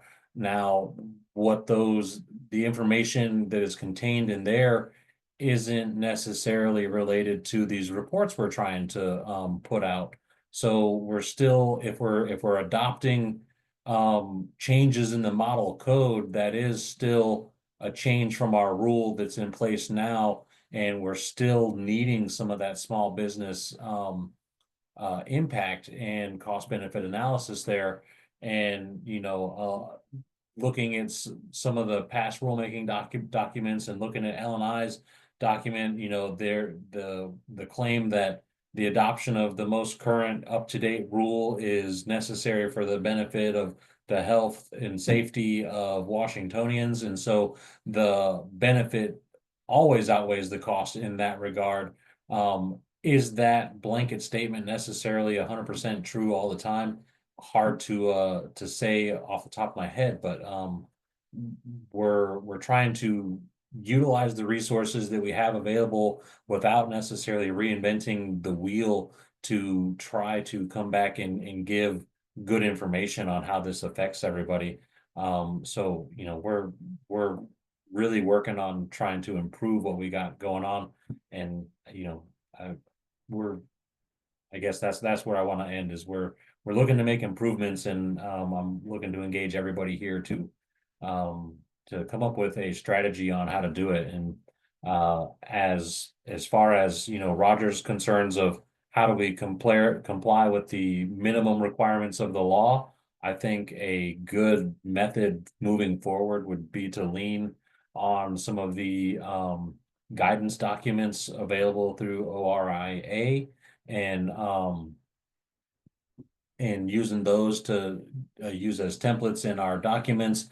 And then they have checklists and other guidance documents available there to help the people who are doing the work to make considerations that they may not have made in the past, and to try to be multifaceted and come full circle on those topics. But working in different areas in my life, I find that a checklist can also provide blinders to somebody if they're saying that this checklist is the do all, say all of what I have to do. And to be innovative, you maybe have to think outside of the box of the checklist. So I'm not sure if I answered all your questions, but if you want to Address follow the up, first half. I addressed can the try. Can you maybe restate the second half for me? I Well, get the second half was on the state specific amendments we proposed to the model codes. Because I mean, there's usually could be 100 or more. And so should we have break it out by each individual amendment, or how do you do aggregate? Or are you is the intent to do it all in aggregate? And how, that seems like a pretty involved process. I mean, Yeah, if I don't mind, if you don't mind me waiting, I don't mind weighing in, but some of you might. mind. The requirement to do an economic, so you guys do it differently, SBC, than almost any other agency, because when you attack your rules on this 3-year basis, you're making a lot of changes per code. And it strikes me that, to Greg's question, which is a really good one. I mean, how do you calculate the potential impact on small businesses? Do you do that on a change by change basis, a proposal by proposal basis, or do you take into account all of the proposals and then calculate it together, right? Aggregate them.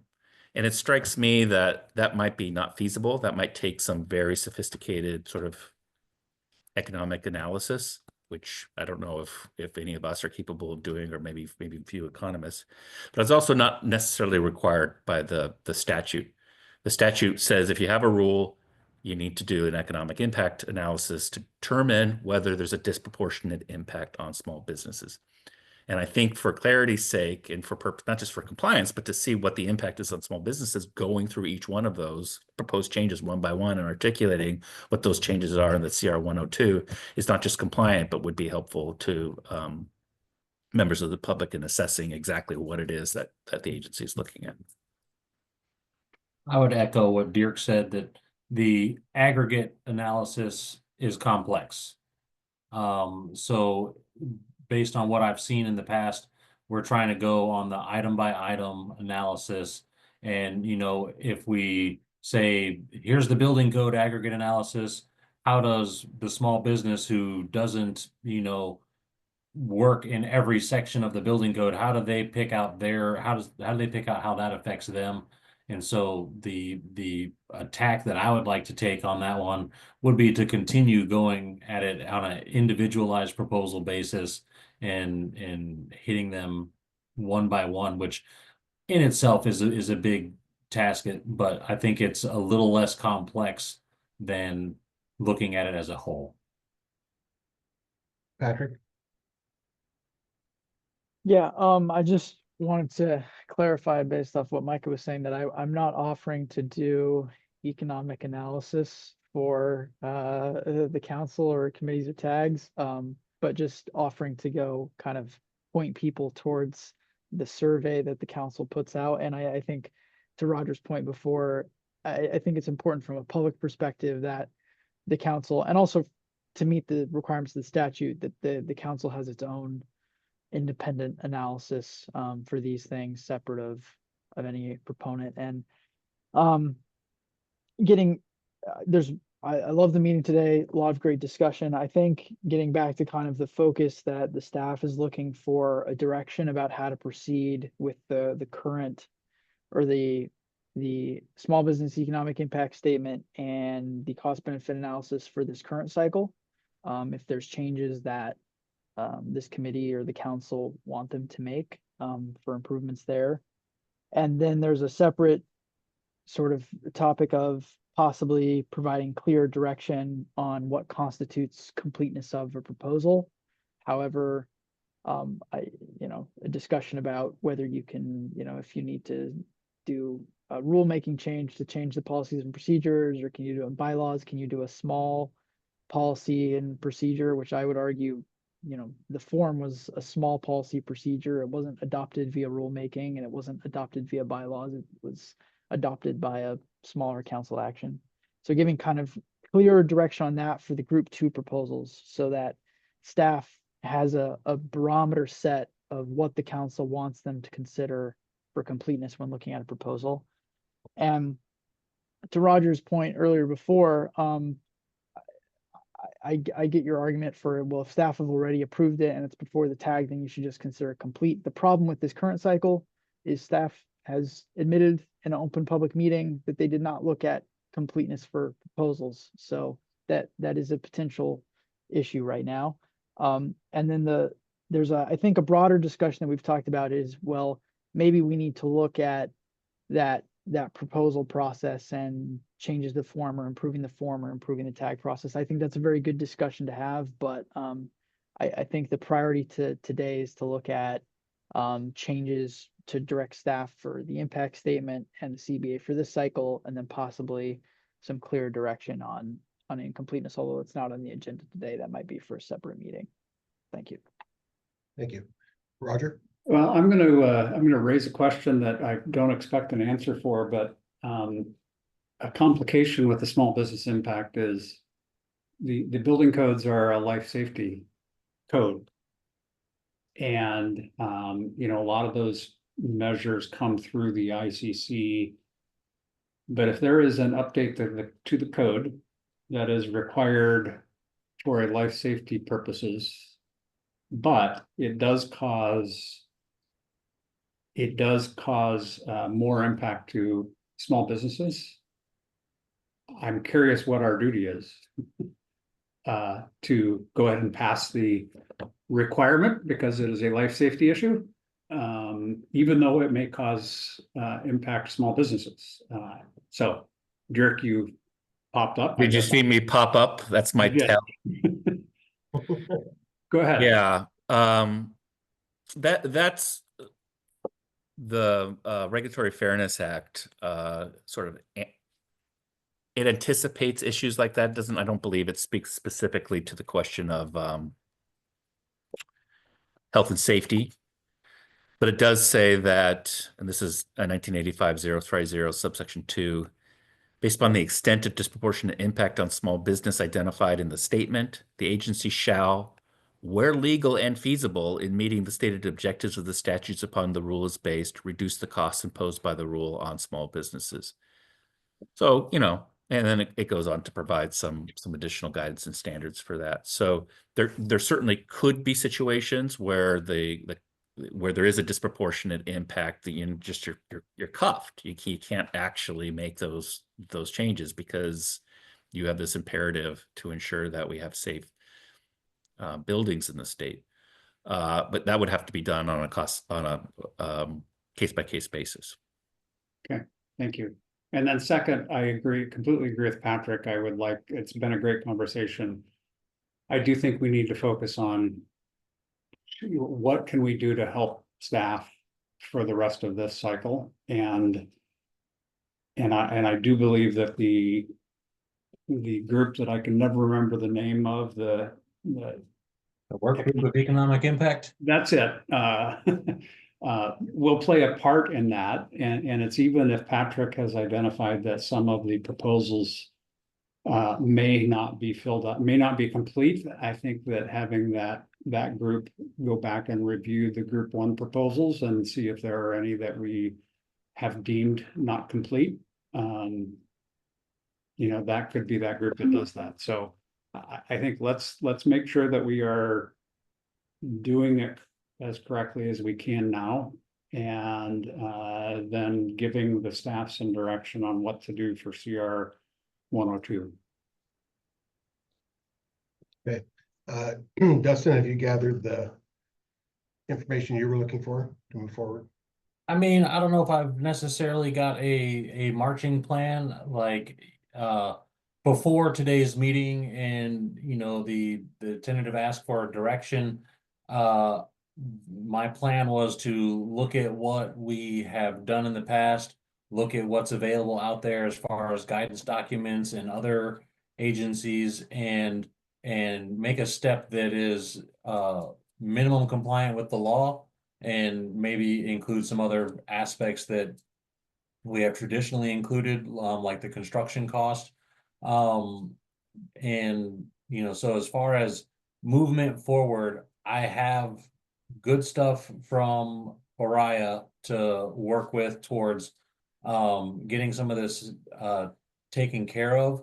I have a new staff member starting here mid-month, and you know, they'll need a little bit of training to get into the swing of things.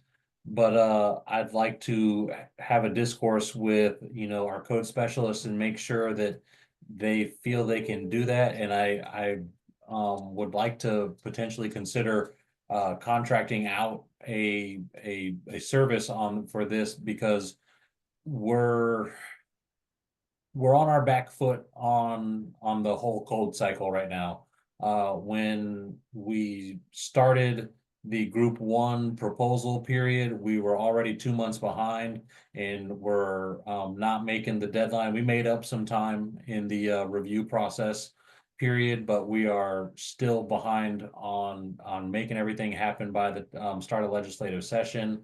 We've got some legislative mandates we need to do, so I'm trying to make up time without necessarily being at you know 110% capacity for each staff member, and burning them out.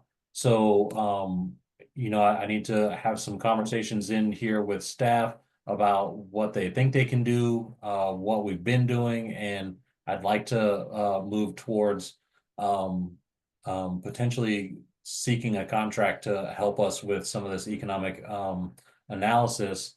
That way we have a little bit more bandwidth to do the other stuff that's coming up that we are anticipating difficulty completing anyway. So, you know, we have to finalize all of the 2024 codes by December 1 for everything that's not energy code, and December 12 for the energy codes next year. And honestly, I'm feeling a little bit of pressure towards meeting those timelines. We got the legislative session coming up. It's an election year. We got a long session, and there's just a lot happening. And with being short-staffed as we are and training new staff, there's a tough row to hoe on that coming up. And so I'm looking for some pressure release in some form or fashion. And so I think having robust guidance documents and stuff through Oriah is going to be a help. I'm not sure how much those were consulted in the past, but I want to look to those for the future. And then, you know, potentially at this upcoming council meeting, I'd like to, you know, maybe broach a direction for staff to seek out a contract for some economic analysis. Patrick?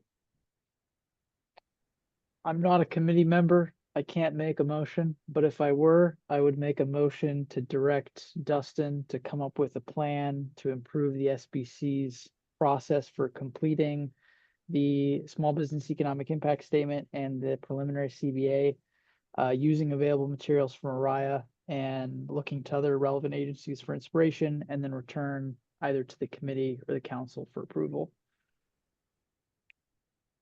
Okay.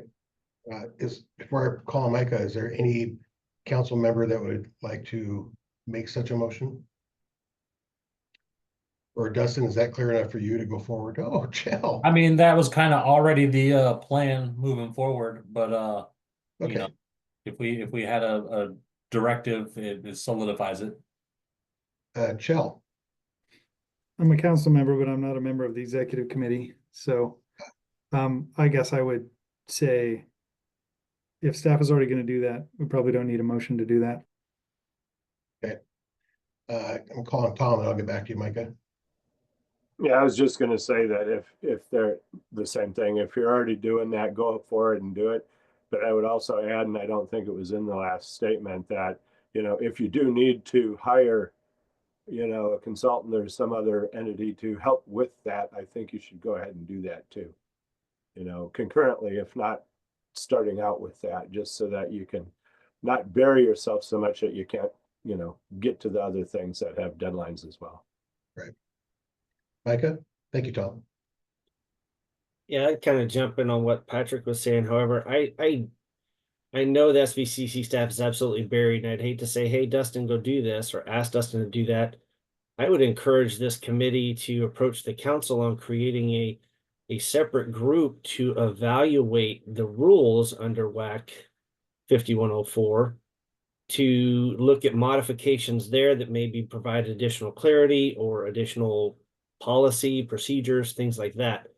Again, this started under Stoyan, and it wasn't going to, let's just say, a satisfactory speed, and then ended up in legislation on RCW changes that were really policy and procedures that should have been modified through the group that we started a year and a half ago, whatever it was, 2 years ago.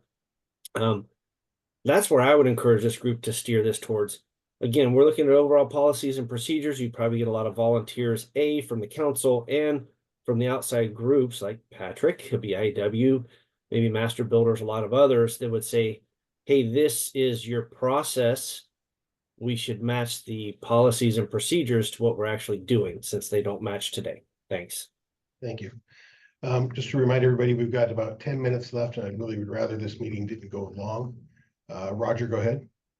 Yeah, I agree with Micah. I think, having a group put together to study it, although to be honest, if Dustin knows what he thinks, that I understand the pressure that the staff is under and that we are under to get through this code cycle. If Dustin has some clear thoughts and ideas on A, B, and C, that would help him. I do think having him spell it out for us. And then I wanted to also comment on, we are behind. I think hiring a group to do this is beneficial, particularly as a pressure valve to offload the staff. However, I just wanted to add, if you're going to reach out to a group and try to come up with a scope for that group to do, I think that it should be to make sure we are complying with the requirements of the code. Do the Chevy, not the Cadillac, or the Yugo, not the Cadillac. We could do great economic impact statements, and that would be helpful for a lot of people. I think given the schedule that we're under and the pressure that we're under, let's make sure we're complying with the law, and we need this group to help us do that and try to limit it to that. So. Thank you. Todd? Yeah, quickly, I kind of like the Cadillac approach, Roger, where I feel needs to be a full-time staff person that sits in every TAG meeting and is compiling information during the discussions and then building up, so we're better prepared once we get into the CR 102 process. So I know we're not going to get that this cycle, but that would be most useful. I think because when we've talked for 2 hours now about A through F on our form, I guarantee you 99% of the proponents of the petitions don't understand why those are on there, so specifically about small business impact and so forth. That's council business, right? So not the technical business. So, okay, thank you. Thank you. Dustin, if you could bring back to the council at a later date, just kind of a summary of our discussion and a path for moving forward, that would be appreciated. Okay, I can do that. Cool. With that, let's go ahead and bring up new business. I know that Roger, I believe you had something you want to bring forward. I could pose it as a question to this group, but again, this is the group that has probably the best knowledge. I am starting to get my arms around the single exit multiplex housing technical advisory group that I volunteered to chair. And my hope is to, at the November council meeting, have a clear statement of purpose for that group, exactly what that tag is going to be asked to do.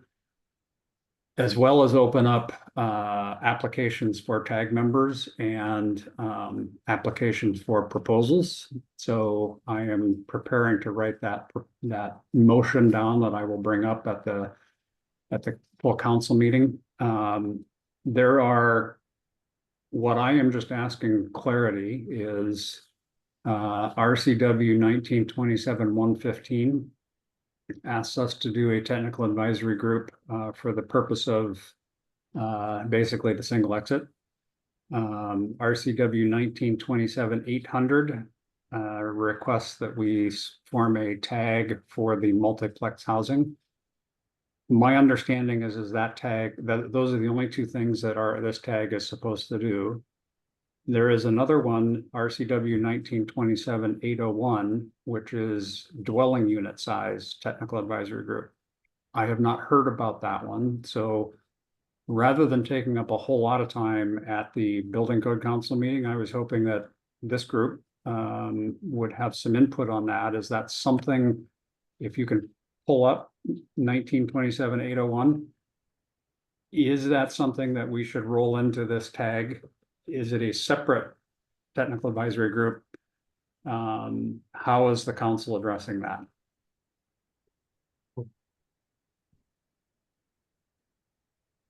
I'll jump in, Roger. I thought the discussion, I don't know what meeting we had, but was that this is this can be handled by the IBC tag alone and doesn't need the ad hoc. Okay. Does anyone disagree with that? I think that we can use the IBC tag, but this is one that's been a little lower on my radar, I'll admit.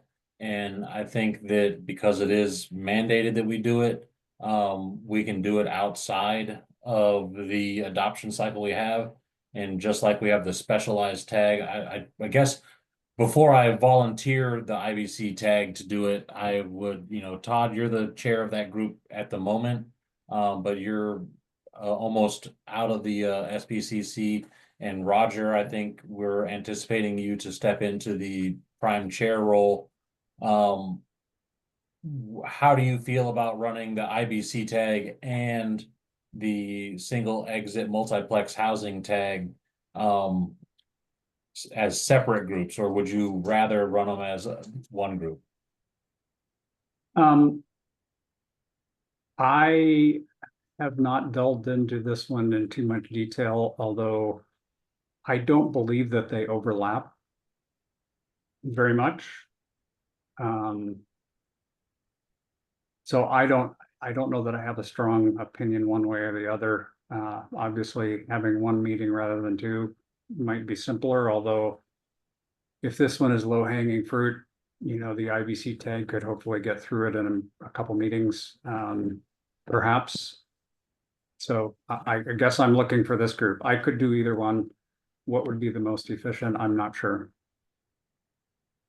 I'll just comment. Again, we set the tags up. They're different makeups, obviously, right? So we're not talking about putting the IBC tag and the single exit multiplex tag together. That doesn't make sense. But again, we talked about this one going to kind of the group 2 time frame because we slammed everything into group 1 in the IBC. So technically that tag has time starting in the spring, right? Yes. Okay. I'm fine. So you're saying, Todd, the IBC tag will tackle this next year during the group 2 time frame. I thought that's what I heard at a previous meeting. It's not necessarily me saying that, but I remember that discussion. Yeah. Okay. I feel like that is what I had proposed. But since we're talking about it now, if there's a desire to do something a little different, I'm open and willing to doing something different.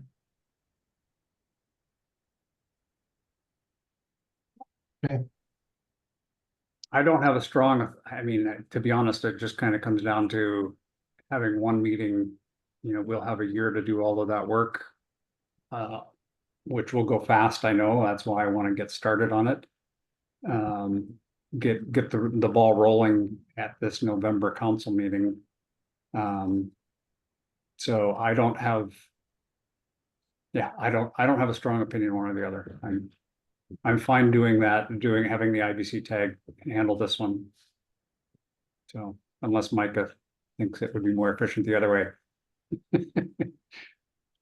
Micah, what are your thoughts in 60 seconds or less? I'm just gonna say 6 in one, half a dozen the other. And if Roger wanted to have that as part of the special tag and maybe bring it through the IBC tag later, I don't see that as an issue. You're gonna have a pretty good group of IBC experts for probably either one of those tags. So again, I think it's irrelevant, although it will take a lot longer on this than you anticipate, since you all may not be aware, but Seattle has something similar to this already in what we call a small efficiency dwelling unit. And there's a lot of discussion and concerns that went into that whole process over the last 2 decades. So there you go. Over the last 20 years? Yeah, we've had it for a long time. Okay. We call them CDUs, so small efficiency dwelling unit. We'll probably come with a fun a kind of sea-doo, huh? Yeah. All right, Damon, that's all I needed. It was a really Okay. conversation, and I will continue to move forward and prepare for the November council meeting, probably with having the IBC take this section and Okay. keep the special tag just for the other two. So, Perfect. all right. Okay. That's it, guys. I will see you at the next meeting. Thanks everybody for your participation. Right. We are Thanks, everybody. I adjourned. appreciate it. Thank you. You.